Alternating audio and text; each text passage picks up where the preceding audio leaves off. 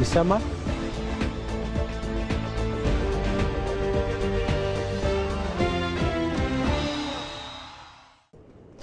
ጤና ይስጥልኝ እንደምን ዋላችሁ ክቡራትና ክቡራን ተመልካቾቻችን ወደ ሰዓቱ የስፖርት ዜናዎች እናልፋለን። ደግነት መኩሪያ ነኝ።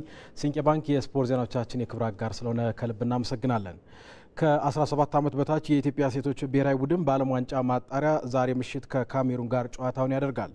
በአሰልጣኝ ራውዳሊ የሚመሩት ከ17 ዓመት በታች የኢትዮጵያ ሴቶች ብሔራዊ ቡድን በሁለተኛው ዙር የመጀመሪያ ጨዋታ ዛሬ ምሽት 3 ሰዓት ላይ ካሜሩን ያውንዴ በሚገኘው ኦሎምቤ ስታዲየም ላይ ነው ጨዋታቸውን የሚያደርጉት። የኢትዮጵያ ከ17 ዓመት በታች ሴቶች ብሔራዊ ቡድን ከየካቲት 13 ጀምሮ ዝግጅት ሲያደርጉ መቆየቱ የሚታወስ ሲሆን ትላንት ምሽትም ጨዋታው በሚደረግበት ኦሎምቤ ስታዲየም የመጨረሻ ልምምድ መስራቱን የኢትዮጵያ እግር ኳስ ፌዴሬሽን አስታውቋል።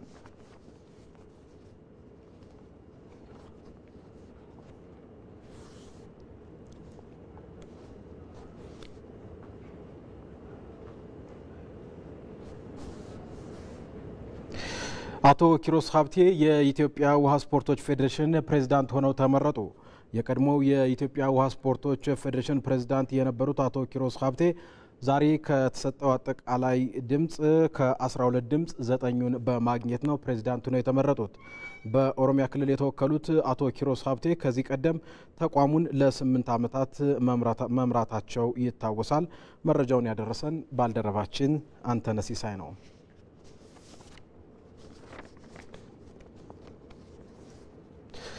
በኢትዮጵያ ፕሪሚየር ሊግ ኢትዮጵያ መድን መሪነቱን ሲያጠናክር መቻል አቻ ተለያየ። የ21ኛ ሳምንት የሊጉ የመጨረሻ ሁለት ጨዋታዎች ትላንት የተደረጉ ሲሆን ኢትዮጵያ መድን ድሬዳዋ ከተማን 1-0 በማሸነፍ በ6 ነጥብ ልዩነት መሪነቱን አጠናክሯል። መሐመድ አበራ ለኢትዮጵያ መድን ብቸኛዋን የማሸነፊያ ግብ ያስቆጠረ ተጫዋች ነው። መቻል ከወልዋሎ ዓዲግራት ዩኒቨርሲቲ ያደረጉት ጨዋታ ደግሞ ግብ ሳይቆጠርበት ተጠናቋል። 22ኛ ሳምንት የኢትዮጵያ ፕሪሚየር ሊግ ጨዋታዎች ከነገ ጀምረው ሲደረጉ ነገ ሐዋሳ ከተማ ከኢትዮጵያ ቡና ቀን 9 ሰዓት ላይ፣ ኢትዮ ኤሌክትሪክ ከስሁል ሽረ ደግሞ 12 ሰዓት ላይ ጨዋታቸውን ያደርጋሉ። የኢትዮጵያ ሴቶች ፕሪሚየር ሊግ ሁለተኛ ዙር ጨዋታዎች ዛሬ በሐዋሳ መደረግ ሲጀምሩ ሲዳማ ቡና ሐዋሳ ከተማን አሸንፏል። ሰናይት ኡራጎና ዳግማዊት ሰለሞን ለሲዳማ ቡና ሁለቱን ግቦች ሲያስቆጥሩ የምስራች ላቀው ደግሞ የሐዋሳ ከተማን ብቸኛ ግብ ያስቆጠረች ተጫዋች ናት። ሐዋሳ ከተማ መሸነፉን ተከትሎም ከመሪው ኢትዮጵያ ንግድ ባንክ ያለውን የነጥብ ልዩነት ማጥበብ የሚችልበትን እድል ዛሬ ሳይጠቀም ቀርቷል። ከሰዓት 10 ሰዓት ላይ ደግሞ ቂርቆስ ክፍለ ከተማ ከኢትዮ ኤሌክትሪክ ጨዋታቸውን የሚያደርጉ ይሆናል። ወደ ውጭ መረጃዎቻችን ስናልፍ በእንግሊዝ ፕሪሚየር ሊግ 28ኛ ሳምንት ዛሬ 6 ጨዋታዎች ሲደረጉ መሪው ሊቨርፑል ከሳውዛምፕተን ጨዋታውን ያደርጋል። ሊቨርፑል ፓሪስ ሰን ጀርመንን በአውሮፓ ቻምፒየንስ ሊግ 1-0 ካሸነፈ በኋላ ዛሬ ምሽት 12 ሰዓት ላይ በአንፊልድ ሮድ ሳውዛምፕተንን ያስተናግዳል። በዛሬው ጨዋታ አጥቂው ኮዲ ጋክፖ አሁንም ከጉዳቱ አገግሞ መሰለፉ አልተረጋገጠም። ቀዮቹ ዛሬ ካሸነፉ ከአርሰናል ያላቸውን የነጥብ ልዩነት ወደ 16 ከፍ ማድረግ ይችላሉ። ቀደም ብሎ ዛሬ ቀን 9 ሰዓት ከ30 ላይ ደግሞ ኖቲንጋም ፎረስት ከማንቸስተር ሲቲ የሚያደርጉት ጨዋታ ይጠበቃል። ሁለቱ ክለቦች በአንድ ነጥብ ልዩነት 3ኛና 4ኛ ደረጃ ላይ የተቀመጡ መሆናቸው ደግሞ 9 ሰዓት ከ30 የሚደረገውን ጨዋታ የበለጠ እንዲጠበቅ አድርጎታል። አሸናፊው ቡድንም የ3ኛነት ደረጃውን የሚረከብ ይሆናል። ብራይተን ከፉልሃም፣ ክሪስታል ፓላስ ከኢፕስዊች ታውን፣ ብሬንትፎርድ ከአስቶን ቪላና ወልቭስ ከኤቨርተን ዛሬ የሚደረጉ ሌሎች ጨዋታዎች ሲሆኑ ነገ ደግሞ ማንቸስተር ዩናይትድ ከአርሰናል ምሽት 1 ሰዓት ከ30 ኦልትራፎርድ ላይ የሚያደርጉት ጨዋታ ይጠበቃል። በስፔን ላሊጋ 27ኛ ሳምንትም ዛሬ 4 ጨዋታዎች ሲደረጉ ባርሴሎና ከኦሳሱና ጨዋታውን ያደርጋል። የላሊጋው መሪ ባርሴሎና ምሽት 5 ሰዓት ላይ ነው በሜዳው ከኦሳሱና የሚጫወተው። ከአትሌቲኮ ማድሪድ በ1 ነጥብ ከፍ ብሎ ላሊጋውን እየመራ የሚገኘው የካታሎኑ ቡድን ባርሴሎና ዛሬ ካሸነፈ በ4 ነጥብ ልዩነት መሪነቱን ማጠናከር ይችላል።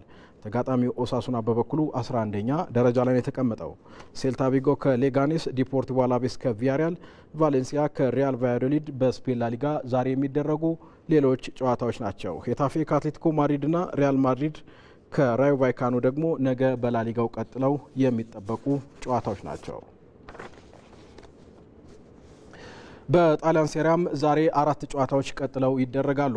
የሴራው መሪ ኢንተር ሚላን ምሽት 4:45 ሞንዛን ያስተናግዳል። ካለፉት 5 የጣሊያን ሴሪያ ጨዋታዎች ሁለቱን አሸንፎ በሶስቱ አቻ የተለያየው ኢንተር ሚላን ዛሬ ካሸነፈ ከተከታዩ ናፖሊ ያለውን የነጥብ ልዩነት ወደ 4 ከፍ ማድረግ ይችላል። ያለፉትን 3 የሴሪያ ጨዋታዎች አቻ የተለያየው ኤሲ ሚላንም ምሽት 2 ሰዓት ላይ ከሊቼ ጨዋታውን ያደርጋል። ኮሞ ከቬኔዚያ፣ ፓርማ ከቶሪኖ ዛሬ በሴሪያው የሚደረጉ ሌሎች ጨዋታዎች ናቸው። ነገ ደግሞ ናፖሊ ከፊዮሬንቲና፣ ዩቬንቱስ ከአታላንታ የሚያደርጓቸው ጨዋታዎች ይጠበቃሉ። በጀርመን ቡንደስሊጋም ዛሬ ጨዋታዎች ቀጥለው የሚደረጉ ሲሆን ባየር ሙኒክ ከቦኸም፣ ባየር ሊቨርኩሰን ከቨርደር ብሬመን ይጫወታሉ። በአውሮፓ ቻምፒዮንስ ሊግ ባየር ሊቨርኩሰን 3-0 የረታው ሙኒክ ዛሬ 11:30 ላይ ነው ከቦኸም ጨዋታውን የሚያደርገው። በ8 ነጥብ ልዩነት ሁለተኛ ደረጃ ላይ የተቀመጠው የአምናው ሻምፒዮን ሊቨርኩሰንም በተመሳሳይ ሰዓት በሜዳው ከቨርደር ብሬመን ይጫወታል። በቡንደስሊጋው እየተቸገረ ያለው ቦሩሲያ ዶርትሙንድም ከኦግስበርግ ጋር ዛሬ በተመሳሳይ ሰዓት ጨዋታውን ያደርጋል። ፍሬበርግ ከአርቢ ላይፕሲግም ዛሬ ምሽት የሚደረግ ሌላኛው የቡንደስሊጋ ጨዋታ ነው። የአሜሪካው ፕሬዝዳንት ዶናልድ ትራምፕ ሀገራቸው የ2026ቱን የዓለም ዋንጫ ከፍ ባለ ደረጃ እንድታዘጋጅ ትዕዛዝ ሰጡ። ፕሬዝዳንቱ ለዓለም ዋንጫ ዝግጅት የሚረዳ የዋይት ሀውስ ግብረ ኃይል እንዲቋቋም የስራ አስፈጻሚ ትዕዛዝ ፈርመዋል። ግብረ ኃይሉን ራሳቸው ፕሬዝዳንቱ በበላይነትም እንደሚመሩት ነው የተነገረው። የፊፋው ፕሬዝዳንት ጂያኒ ኢንፋንቲኖ በጽህፈት ቤታቸው የተቀበሉት ዶናልድ ትራምፕ የ2026 የዓለም ዋንጫ ከቀደሙት የተሻለ እንደሚሆንም ነው የተናገሩት። ለዓለም ዋንጫ ዝግጅት የተቋቋመው ግብረ ኃይል በመጪው ክረምት ለመጀመሪያ ጊዜ በአሜሪካ የሚዘጋጀውን የክለቦች የዓለም ዋንጫንም ያስተባብራል ተብሏል። እንደ አውሮፓውያኑ አቆጣጠር በ2018 አሜሪካ ከሜክሲኮና ካናዳ ጋር በጥምረት የ2026ቱን የዓለም ዋንጫ ለማዘጋጀት ስትመረጥ ዶናልድ ትራምፕም የወቅቱ የአሜሪካ ፕሬዝዳንት እንደነበሩ ይታወሳል። ክቡራትና ክቡራን ተመልካቾቻችን ከኢትዮጵያ ቴሌቪዥን የሰዓቱ የስፖርት ዜናዎቻችን በዚህ ተጠናቀቁ። ደግነት መኩሪያ ነበርኩ። በሰላም ዋሉ። ይሰማል።